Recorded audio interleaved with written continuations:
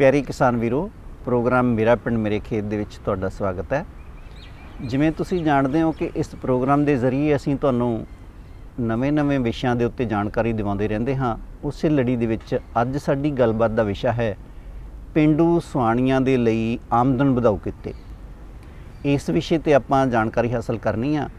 जानकारी देण लई मेरे नाल बैठे ने डॉक्टर मनदीप शर्मा जी, सत श्री अकाल, जिहड़े सहायक प्रोफैसर ने पंजाब खेतीबाड़ी यूनीवर्सिटी लुधियाना दे विच अपनी सेवा निभा रहे हैं। इन्हां तो आपां सारी ये जानकारी हासिल करनी आ कि किहड़े कित्ते करके पेंडू औरतां अपनी आमदन दे विच वाधा कर सकदियां। डॉक्टर साहब, तुहाडा स्वागत है प्रोग्राम 'च। धन्नवाद बहुत जी। सब तो पहलां जदों आपां गल करिए पिंडां दे विच सुआणियां दे विच कोल समय दी, बहुत सारा समा उन्हां दे कोल हुंदा आ। घर दे काम काज तो इलावा विहला समा काफ़ी बच जांदा आ। सो सब तो पहला साड़ियां सुआणियां नूं ये दसो कि ये कित्ते करन दी लोड़ क्यों है?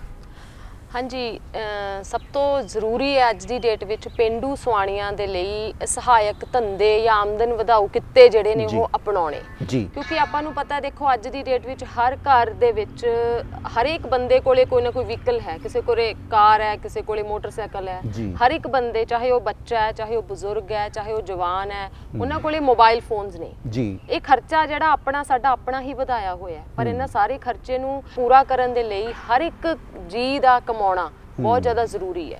हुण जिहड़ियां पेंडू औरतां ने वो कई तो बहुत पढ़ियां लिखियां ने, जॉब भी करदियां ने। हुण कई ने पढ़ियां लिखियां होण दे बावजूद भी वो घरे बैठियां ने। जिवें कि तुसीं दस्सिया चौहान साहब के उन्हां कोले टाइम बहुत हुंदा है, ते जे ਉਹ ਇਹੀ टाइम ਨੂੰ यूटिलाइज करन कोई आमदन ਵਧਾਊ कित्ता करके ਤਾਂ बहुत ही ਵਧੀਆ ਹੋਊਗਾ, क्योंकि ਉਹ ਆਪਣੇ ਪਰਿਵਾਰ ਦੀ ਆਮਦਨ ਦੇ ਵਿੱਚ ਅਤੇ ਆਪਣੇ ਬੱਚਿਆਂ ਦੇ ਪਾਲਣ ਪੋਸ਼ਣ ਦੇ ਵਿੱਚ ਹਿੱਸੇਦਾਰੀ ਪਾ ਸਕਦੀਆਂ ਨੇ, ਯਾਨੀ ਵਿੱਤੀ ਹਿੱਸੇਦਾਰੀ ਪਾ ਸਕਦੀਆਂ ਨੇ। ਹਾਂਜੀ। सो डॉक्टर साहब, गल ये है भी जदों किसी भी सुआणी ने ये काम शुरू करना कोई भी, हाँ जी, तो उहदियां मुढ़लियां लोड़ां की ने, किस तरह वो काम शुरू कर सकते हैं? हाँ जी, मुढ़लियां लोड़ां देखो जी, सब तो पहला तो यह है कि बहुत सारे कित्तियां दी जानकारी है जिहड़ी वो किताबां तो मिल जाती है जी। पहली चीज़ यह है कि उन्होंने अपना जिहड़ी भी रुचि का कित्ता है उहदे नाल संबंधित किताबां या रसाले या कोई लेख है जिहड़ा वो पढ़ के वो काम शुरू कर सकती जी।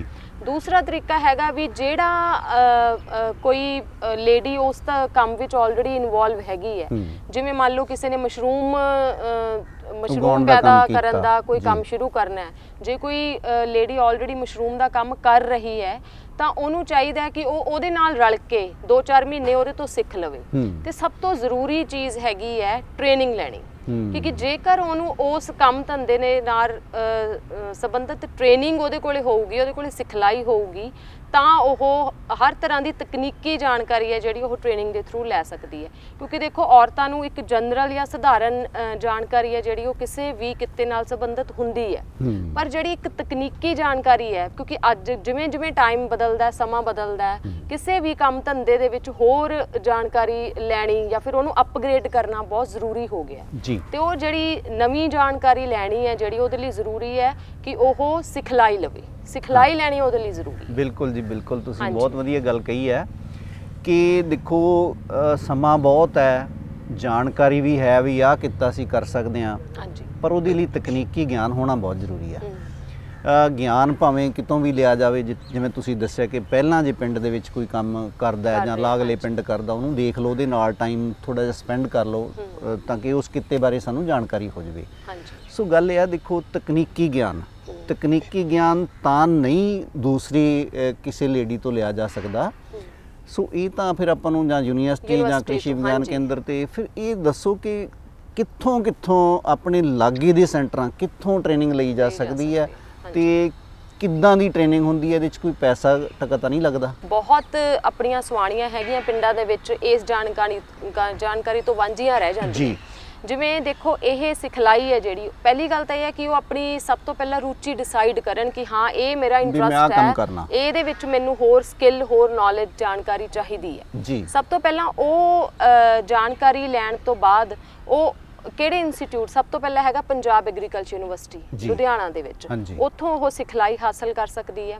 ਉਸ ਤੋਂ ਬਾਅਦ ਪੰਜਾਬ ਐਗਰੀਕਲਚਰ ਯੂਨੀਵਰਸਿਟੀ ਦੇ ਜਿਹੜੇ ਅਦਾਰੇ ਨੇ, ਅਲੱਗ-ਅਲੱਗ ਕ੍ਰਿਸ਼ੀ ਵਿਗਿਆਨ ਕੇਂਦਰ ਜਿਹੜੇ ਨੇ ਅੱਡ-ਅੱਡ ਜ਼ਿਲ੍ਹਿਆਂ ਦੇ ਵਿੱਚ ਬਣੇ ਹੋਏ ਨੇ, ਆਪਣੇ ਨਾਲ ਸੰਬੰਧਿਤ ਜਿਹੜੇ ਆਪਣੇ ਜ਼ਿਲ੍ਹੇ ਦੇ ਸੰਬੰਧਿਤ ਕ੍ਰਿਸ਼ੀ ਵਿਗਿਆਨ ਕੇਂਦਰ ਦੇ ਨਾਲ ਵੀ ਉਹ ਸੰਪਰਕ ਕਰਕੇ ਉੱਥੋਂ ਸਿਖਲਾਈ ਹਾਸਲ ਕਰ ਸਕਦੀ ਹੈ। ਹੁਣ ਇਹ ਸਿਖਲਾਈ ਹੈ ਜਿਹੜੀ ਪੇਂਡੂ ਔਰਤਾਂ ਦੇ ਲਈ, ਚਾਹੇ ਉਹ PAU ਤੋਂ ਕਰੇ ਚਾਹੇ ਉਹ KVK ਤੋਂ ਕਰੇ, ਬਿਲਕੁਲ ਫ੍ਰੀ ਹੈ। ਉਹਨਾਂ ਲਈ ਉਹਨਾਂ ਤੋਂ ਕੋਈ ਵੀ ਪੈਸਾ ਨਹੀਂ ਵਸੂਲ ਕੀਤਾ ਜਾਂਦਾ ਤੇ ਉਹਨਾਂ ਲਈ ਇਹ ਸਿਖਲਾਈ ਬਿਲਕੁਲ ਫ੍ਰੀ ਹੈ।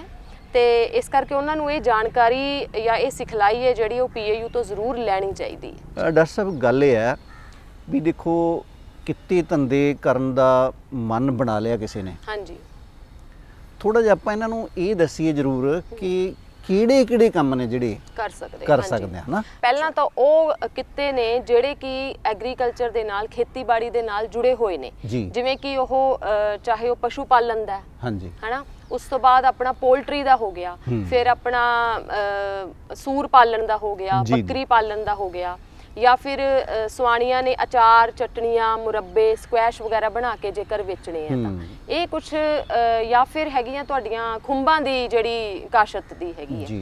ਹੁਣ ਇਸ ਤੋਂ ਬਿਨਾ ਐਗਰੀਕਲਚਰ ਦੇ ਨਾਲ ਜਿਹੜੇ ਅਸਿੱਧੇ ਤੌਰ ਤੇ ਜੁੜੇ ਹੋਏ ਨੇ, ਜਿਵੇਂ ਕਿ ਤੁਸੀਂ ਕਹਿ ਲਓ ਕਿ ਦਰੀਆਂ ਬੁਣਨ ਦਾ ਹੋ ਗਿਆ, ਪੇਂਡੂ ਹਸਤਕਲਾ ਵਾ ਜਿਹਦੇ ਵਿੱਚ ਨਾਲੇ ਬੁਣਦੀਆਂ ਨੇ, ਕਿਉਂਕਿ ਅੱਜ ਕੱਲ ਇਹ ਪੁਰਾਣੀਆਂ ਚੀਜ਼ਾਂ ਦਾ ਰਿਵਾਜ ਫਿਰ ਤੋਂ ਹੋ ਰਹੀਆਂ ਨੇ ਜੀ, ਦੁਬਾਰਾ ਆ ਰਿਹਾ, ਵੀ ਹੋ ਰਹੀ ਹੈ ਤੇ ਦੁਬਾਰਾ ਵੀ ਲੋਕੀ ਇਹਨਾਂ ਨੂੰ ਕਾਫੀ ਲਾਈਕ ਕਰ ਰਹੇ ਨੇ। ਤੇ ਇਸ ਤੋਂ ਬਿਨਾ ਹੁਣ ਜਿਵੇਂ ਹੋਰ ਕਈ ਨੇ, ਜਿਵੇਂ ਮੈਂ ਤੁਹਾਨੂੰ ਦੱਸਿਆ ਨਾਲੇ ਹੋ ਗਿਆ, ਦਰੀਆਂ ਬੁਣਨ ਦਾ ਹੋ ਗਿਆ ਕੰਮ, ਜਿਹੜਾ ਅਸਿੱਧੇ ਤੌਰ ਤੇ ਤੁਸੀਂ ਕਹਿ ਲਓ, ਜਾਂ ਫਿਰ ਜਿਹੜੀ ਪਰਾਲੀ ਤੋਂ ਵੇਸਟ ਚੀਜ਼ਾਂ ਜਿਹੜੀਆਂ ਖੇਤੀਬਾੜੀ ਦੀਆਂ ਨੇ, ਪਰਾਲੀ ਉਹਦੇ ਤੋਂ ਸਜਾਵਟੀ ਚੀਜ਼ਾਂ ਬਣਾਉਣ ਦੇ ਕਈ ਕਿੱਤੇ ਨੇ ਜਿਹੜੀਆਂ ਲੇਡੀਜ਼ ਸ਼ੁਰੂ ਕਰ ਸਕਦੀਆਂ। ਤੇ ਇਹਨਾਂ ਤੋਂ ਬਿਨਾ ਜਿਹੜੇ ਬਿਲਕੁਲ ਹੀ ਲਹਿਦਾ ਨੇ, ਜਿਵੇਂ ਉਹ ਸਟਿਚਿੰਗ ਦਾ ਕੰਮ ਸ਼ੁਰੂ ਕਰ ਸਕਦੀਆਂ ਨੇ, ਜਾਂ ਫਿਰ ਉਹ ਬਿਊਟੀ ਪਾਰਲਰ ਦਾ ਕੰਮ ਹੈ ਜਿਹੜਾ ਉਹ ਸ਼ੁਰੂ ਕਰ ਸਕਦੀਆਂ ਨੇ, ਜਿਹੜਾ ਕਿ ਪਿੰਡਾਂ ਦੇ ਵਿੱਚ ਤਾਂ ਬਹੁਤ ਹੀ ਜ਼ਿਆਦਾ ਕਾਮਨ ਹੈ ਅੱਜ ਕੱਲ੍ਹ। ਤੇ ਇਸ ਤੋਂ ਬਿਨਾ ਜਿਵੇਂ ਉਹ ਦੀਵਾਲੀ ਦੇ ਨੇੜੇ ਤੇੜੇ ਜਾਂ ਕੋਈ ਤਿਉਹਾਰਾਂ ਦੇ ਨੇੜੇ ਤੇੜੇ ਮੋਮਬੱਤੀਆਂ ਬਣਾ ਕੇ ਵੇਚ ਸਕਦੀਆਂ ਨੇ, ਹੈ ਨਾ। ਤੇ ਬੇਕਰੀ ਦਾ ਕੰਮ ਅੱਜ ਕੱਲ੍ਹ ਬਹੁਤ ਜ਼ਿਆਦਾ ਹੈ, ਕੇਕ, ਬਿਸਕਿਟਸ ਵਗੈਰਾ ਜਿਹੜਾ ਵਾ ਇਹ ਕਾਫੀ ਫੇਮਸ ਹੈਗਾ। ਵੀ ਇਸ ਤਰ੍ਹਾਂ ਦੇ ਅਲੱਗ-ਅਲੱਗ ਕਿੱਤੇ ਹੈਗੇ ਨੇ ਜਿਹੜੇ ਉਹ ਘਰੇ ਬੈਠੀਆਂ ਟ੍ਰੇਨਿੰਗ ਲੈ ਕੇ ਖੋਲ ਸਕਦੀਆਂ ਨੇ, ਕੰਮ ਕਰ ਸਕਦੀਆਂ ਨੇ।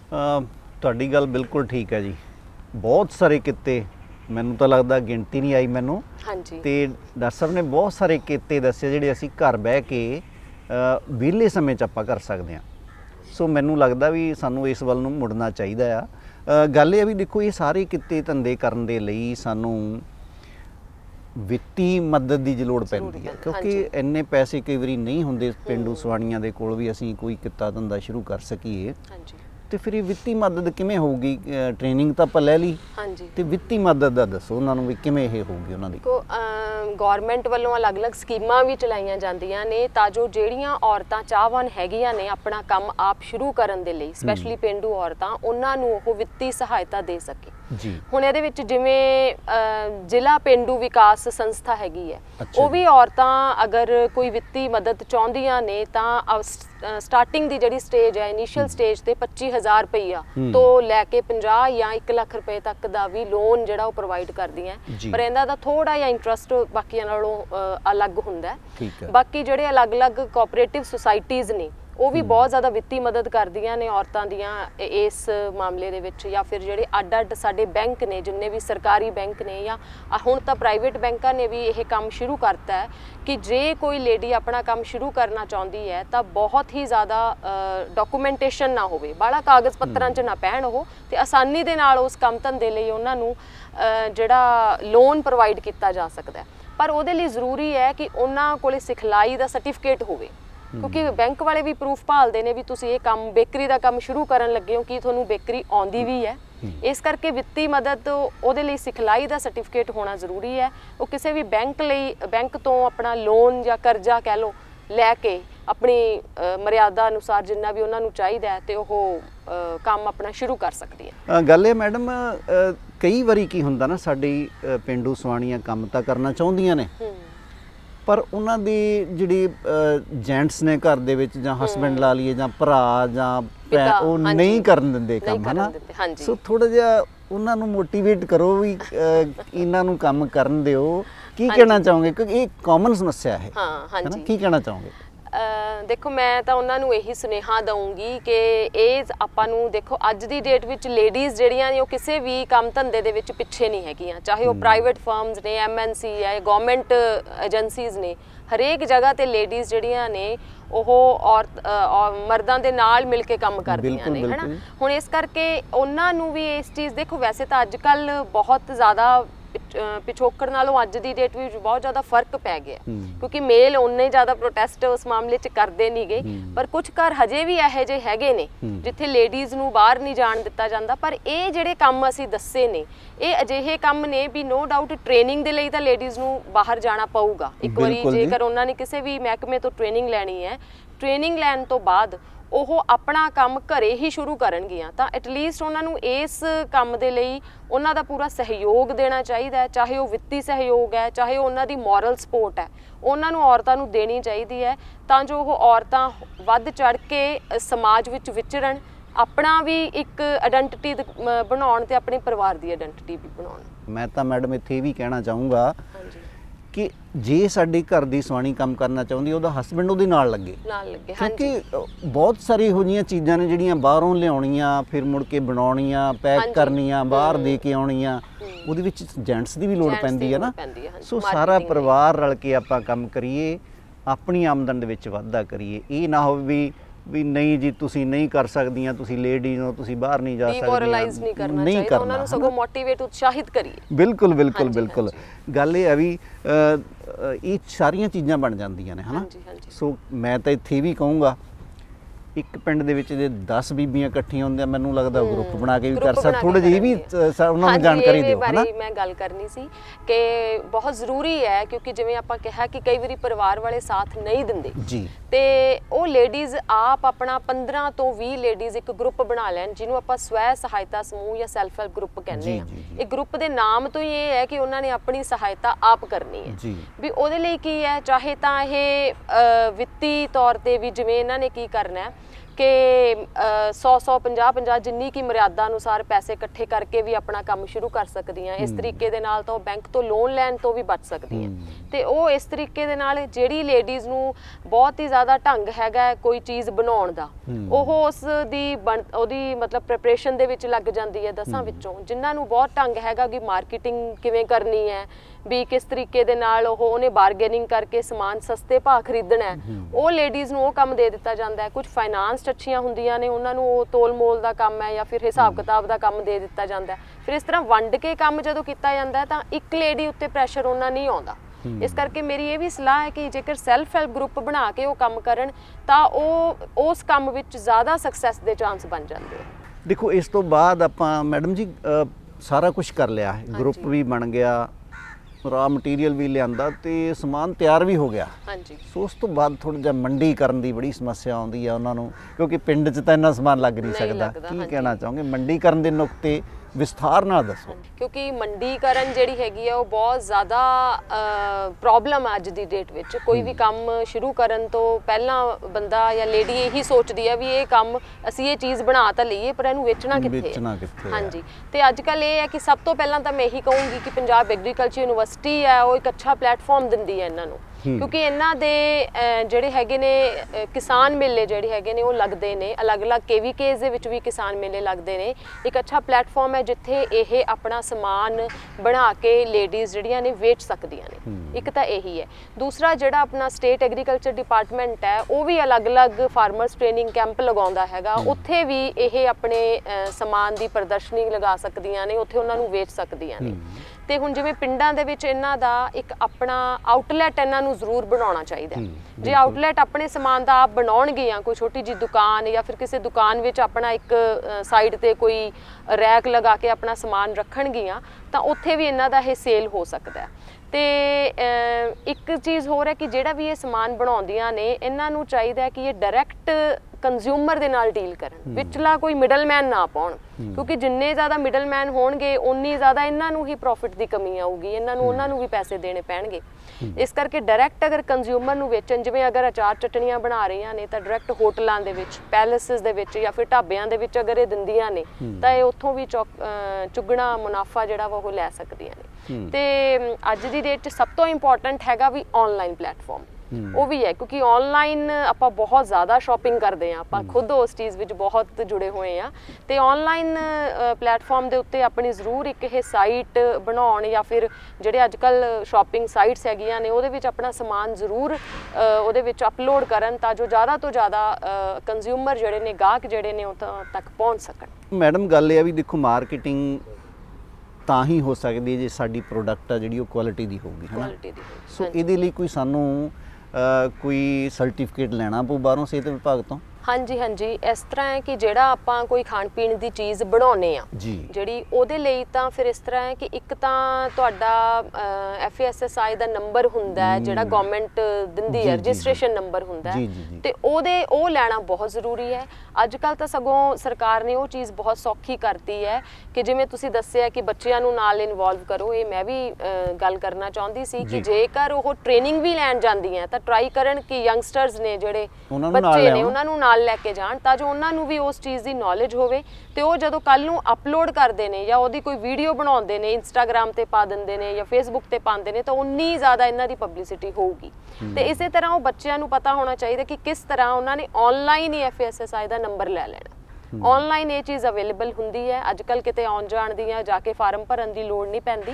ਆਨਲਾਈਨ ਸਰਕਾਰ ਨੇ ਇਹ ਫੈਸਿਲਿਟੀ ਹੈ ਜਿਹੜੀ ਦਿੱਤੀ ਹੋਈ ਹੈ, ਜਿੱਥੋਂ ਤੁਸੀਂ ਆਸਾਨੀ ਦੇ ਨਾਲ ਰਜਿਸਟ੍ਰੇਸ਼ਨ ਨੰਬਰ ਹੈ ਜਿਹੜਾ ਉਹ ਹਾਸਲ ਕਰ ਸਕਦੇ ਹੋ। ਸਿਹਤ ਵਿਭਾਗ ਤੋਂ ਸਰਟੀਫਿਕੇਟ ਸਾਨੂੰ ਲੈਣਾ ਬਹੁਤ ਜ਼ਰੂਰੀ ਆ ਜਦੋਂ ਅਸੀਂ ਮਾਰਕੀਟਿੰਗ ਦੇ ਵਿੱਚ ਕੋਈ ਵੀ ਚੀਜ਼ ਵੇਚਣੀ ਆ, ਕਿਉਂਕਿ ਉਹ ਗੁਣਵੱਤਾ ਦਾ ਪ੍ਰਤੀਕ ਹੈ। ਉਹਦੇ ਵਿੱਚ ਕੋਈ ਚੀਜ਼ ਮਿਕਸ ਨਹੀਂ ਹੈਗੀ, ਉਹਦੇ ਵਿੱਚ ਕੋਈ ਕੈਮੀਕਲ ਮਿਕਸ ਨਹੀਂ ਹੈਗਾ, ਇਹ ਸਾਰਾ ਇਹ ਜ਼ਰੂਰੀ ਹੈ। ਕਿਉਂਕਿ ਕਈ ਵਾਰੀ ਗਾਹਕ ਵੀ ਦੇਖਦਾ ਵੀ ਇਹ ਜਿਹੜੀ ਚੀਜ਼ ਆ ਯਾਰ ਐਵੇਂ ਪੈਕ ਕੀਤੀ ਹੋਈ ਘਰ ਦੇ ਵਿੱਚ ਅਸੀਂ ਨਹੀਂ ਲੈਣੀ ਹੈਗੀ, ਜੇ ਉਹਦੇ 'ਤੇ ਸਰਟੀਫਿਕੇਟ ਦਾ ਨੰਬਰ ਲੱਗਿਆ ਹੋਊਗਾ ਤੁਹਾਡਾ ਤਾਂ ਬਹੁਤ ਹੀ ਸੌਖੀ ਉਹ ਚੀਜ਼ ਵਿਕ ਸਕਦੀ ਹੈ, ਤੇ ਨਾਲੇ ਅਗਲੇ ਨੂੰ ਭਰੋਸਾ ਹੋਊਗਾ ਕਿ ਇਹਦੇ ਵਿੱਚ ਵਾਕਈ ਜਿਹੜੀ ਕੋਈ ਚੀਜ਼ ਇਹੋ ਜਿਹੀ ਸਿਹਤ ਨੂੰ ਖਰਾਬ ਕਰਨ ਵਾਲੀ ਨਹੀਂ ਪਾਈ ਹੋਈ। ਮੈਮ ਗੱਲ ਇਹ ਹੈ, ਕਿਸਾਨ ਮੇਲੇ ਦੇਖੇ ਅਸੀਂ ਹਰ ਥਾਂ ਲੱਗਦੇ ਆ, ਕ੍ਰਿਸ਼ੀ ਵਿਗਿਆਨ ਕੇਂਦਰਾਂ 'ਤੇ ਵੀ ਲੱਗਦੇ ਆ, PAU 'ਚ ਵੀ ਲੱਗਦੇ ਆ, ਬਹੁਤ ਸਾਰੇ ਸੈਲਫ ਹੈਲਪ ਗਰੁੱਪ ਆ ਜਿਹੜੇ ਇੱਥੇ ਸਟਾਲ ਵੀ ਲਾਉਂਦੇ ਆ। ਹਾਂਜੀ ਹਾਂਜੀ, ਕਿਸ ਤਰ੍ਹਾਂ ਜੁੜਿਆ ਜਾਵੇ ਇਹ ਮੇਲਿਆਂ ਦੇ ਵਿੱਚ ਸਟਾਲ ਲਾਈ ਜਾਵੇ, ਕਿਸ ਤਰ੍ਹਾਂ PAU ਨਾਲ ਜੁੜਿਆ ਜਾਵੇ? ਕੋਈ ਕਲੱਬ ਬਣੀ ਹੋਈ ਹੈ ਤੁਹਾਡੀ ਕਿਸਾਨਾਂ ਦੀ, ਕੀ ਕਹਿਣਾ ਚਾਹੋਗੇ ਉਹਦੇ ਸੰਬੰਧੀ? ਹਾਂਜੀ, ਇਹਦੇ ਲਈ ਤਾਂ ਇਸ ਤਰ੍ਹਾਂ ਕਿ ਸਭ ਤੋਂ ਪਹਿਲਾਂ ਤਾਂ ਜਿਵੇਂ ਮੈਂ ਤੁਹਾਨੂੰ ਦੱਸਿਆ ਕਿ ਸਿਖਲਾਈ ਦੇ ਥਰੂ ਹੀ ਤੁਸੀਂ PAU ਦੇ ਨਾਲ ਜੁੜ ਜਾਂਦੇ ਹੋ ਜੀ। ਜਦੋਂ ਤੁਸੀਂ PAU ਤੋਂ ਜਾਂ ਕ੍ਰਿਸ਼ੀ ਵਿਗਿਆਨ ਕੇਂਦਰ ਤੋਂ ਜਾਂ ਈਵਨ ਕਿ ਜੇ ਤੁਸੀਂ ਸਟੇਟ ਐਗਰੀਕਲਚਰ ਡਿਪਾਰਟਮੈਂਟ ਤੋਂ ਕੋਈ ਵੀ ਟ੍ਰੇਨਿੰਗ ਲੈਂਦੇ ਹੋ ਤਾਂ ਮਤਲਬ ਤੁਸੀਂ ਐਗਰੀਕਲਚਰ ਦੇ ਨਾਲ ਪਹਿਲਾਂ ਹੀ ਜੁੜ ਗਏ ਜੀ। ਤਾਂ ਉਸ ਤੋਂ ਬਾਅਦ ਜਦੋਂ ਵੀ PAU ਦਾ ਕੋਈ ਇਵੈਂਟ ਹੁੰਦਾ ਹੈ, ਜਿਵੇਂ ਕਿਸਾਨ ਮੇਲੇ ਹੁੰਦੇ ਨੇ, ਤਾਂ ਇਹਦੀ ਪਬਲਿਸਿਟੀ ਹੁੰਦੀ ਹੈ, TV ਦੇ ਥਰੂ ਹੁੰਦੀ ਹੈ, ਰੇਡੀਓ ਥਰੂ ਹੁੰਦੀ ਹੈ, ਜਾਂ ਫਿਰ ਇਹਨਾਂ ਨੂੰ WhatsApp ਗਰੁੱਪ ਇਹਨਾਂ ਦੇ ਜਿਹੜੇ ਬਣਾਏ ਹੁੰਦੇ ਨੇ ਉੱਥੋਂ ਵੀ ਇਨਫੋਰਮੇਸ਼ਨ ਮਿਲ ਜਾਂਦੀ ਹੈ ਕਿ ਕਦੋਂ ਕਿਸਾਨ ਮੇਲਾ ਜਿਹੜਾ ਹੈਗਾ PAU ਦਾ ਲੱਗਣਾ ਹੈ। ਤਾਂ ਇਹਦੇ ਲਈ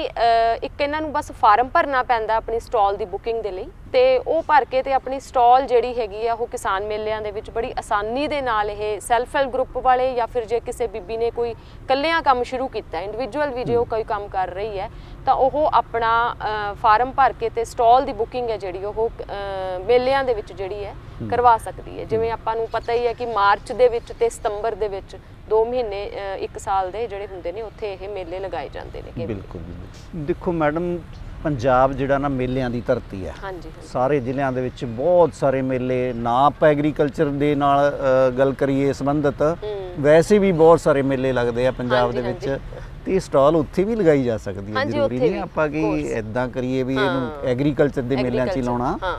ਸੋ ਚੀਜ਼ ਤਾਂ ਹਰ ਇੱਕ ਨੇ ਖਾਣੀ ਆ। ਹਾਂਜੀ ਹਾਂਜੀ, ਸੋ ਜੇ ਸਾਡੀ ਵਧੀਆ ਚੀਜ਼ ਬਣੀ ਆ ਤਾਂ ਆਪਾਂ ਘਰ ਘਰ ਪਹੁੰਚਾ ਸਕਦੇ ਹਾਂ ਇਹਨਾਂ ਮੇਲਿਆਂ ਦੇ ਰਾਹੀਂ। ਸਾਡੇ ਬਹੁਤ ਸਾਰੇ ਕਲਚਰਲ ਮੇਲੇ ਲੱਗਦੇ ਆ, ਬਹੁਤ ਸਾਰੇ ਸਾਡੇ ਧਾਰਮਿਕ ਮੇਲੇ ਲੱਗਦੇ ਆ, ਅਸੀਂ ਉੱਥੇ ਵੀ ਸਟਾਲਾਂ ਲਗਾ ਸਕਦੇ ਹਾਂ।